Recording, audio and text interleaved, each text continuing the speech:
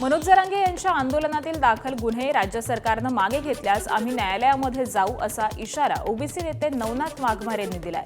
हा देश डॉक्टर बाबासाहेब आंबेडकरांच्या संविधानावरती चालणारा देश आहे, तो कोणाच्या हुकुमशाहीवरती चालत नाही असं म्हणत त्यांनी मनोज जरांगे यांच्यावरती टीका केली आहे। दरम्यान सगळे गुन्हे मागे घेतले जातील असा शब्द सरकारनं दिला होता। जोपर्यंत सगळे गुन्हे हे मागे घेतले जाणार नाहीत तोपर्यंत मी शांत बसणार नाही असं मनोज जरांगे पाटील म्हणालेत।